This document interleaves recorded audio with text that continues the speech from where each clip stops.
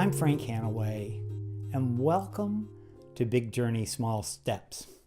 Well, I've got a very short video for you. I thought I would bring you up to date on a couple of things and have a little Thanksgiving story for you. First of all, I've talked some on this channel about my project, my drag project, and I'm going to be shooting this week. And I'm pretty excited about it. Here's a picture of Sissy. And so there it is. And it'll be a little bit different. It will be, I'm going to say, a middle school friendly channel. I can't squeaky clean it too much, but there won't be a bad language, or I hope very little. And it should all be uplifting. It's humorous, but it's supposed to be uplifting. So, okay.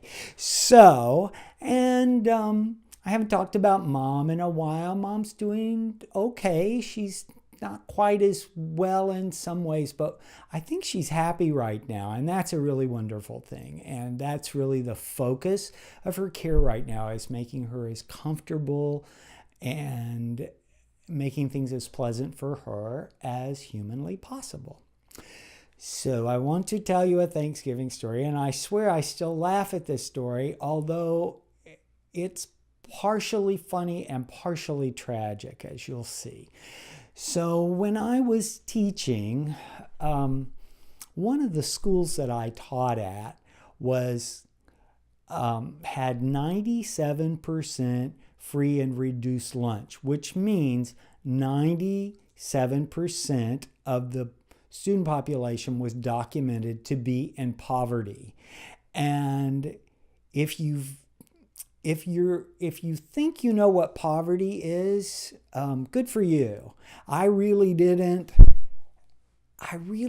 understand how different people's lives can be when they live in poverty. And I learned a lot from my kids, and I started looking at the whole situation differently. But anyway, so I was at this school, so 97% of the kids were documented to be poor.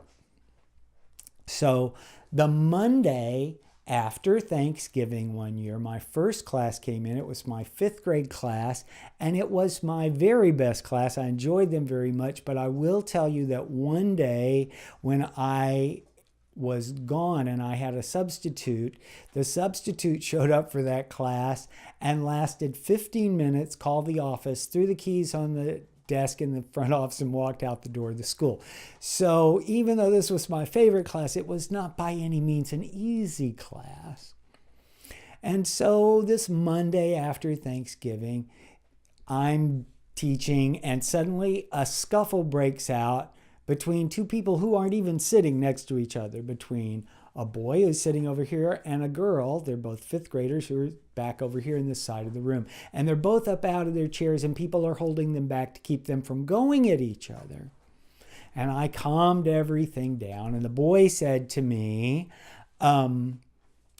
she said something bad about my mom. Well, I had heard that about 8 billion times, and it wasn't a good enough excuse to get up and fight in my classroom. So anyway, I kept the two of them after class, and I said, guys, we got to work this out, because the hostility continued even though it was quiet.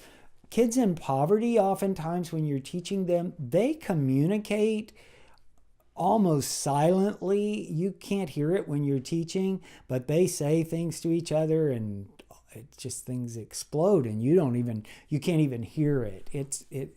It's amazing. So they were still fussing, and I got them separated. And I said, the boy wouldn't let go. She kept saying something bad about my mom. So I kept him. I let her go on. I said, tell me, what did she say about your mama? He said, well, on Thanksgiving, he said, my mama's cousin shot her at the Thanksgiving dinner table. And I was kind of like, and don't anybody say anything bad about my mama. She almost died. So anyway, the story was that her cousin pulled out a gun at Thanksgiving dinner and shot his mama. She was fine. They went to the emergency room, came right back. And when the boy left my classroom, I sort of stood there for the longest time and went with my mouth open going, I just can't even believe it.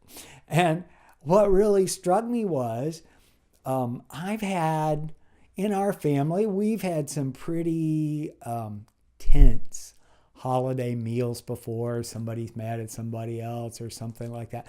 But nobody ever pulled out a gun or any kind of weapon, and nobody ever shot anybody.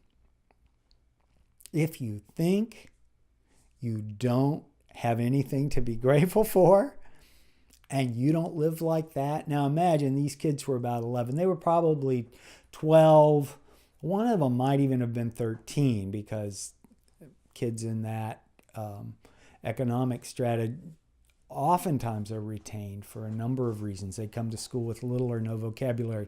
Anyway, I just couldn't even imagine it. And it changed me forever because I thought, this problem is so huge that I don't even know where to start in tackling it.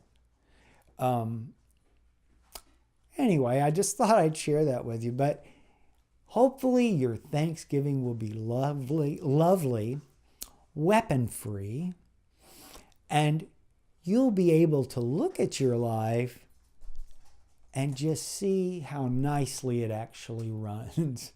I know I'm going to do that. I think a lot of people are, I just bring this up all the time. People worry about me and I see the looks on their faces. I'm fine. How fortunate that I am that financially I can devote myself to taking care of my mother. How fortunate am I? And when it's all said and done, I will have spent the end of my mother's life with her. Thank you for spending time with me. I hope your Thanksgiving is marvelous. And from the bottom of my heart, I wish you peace.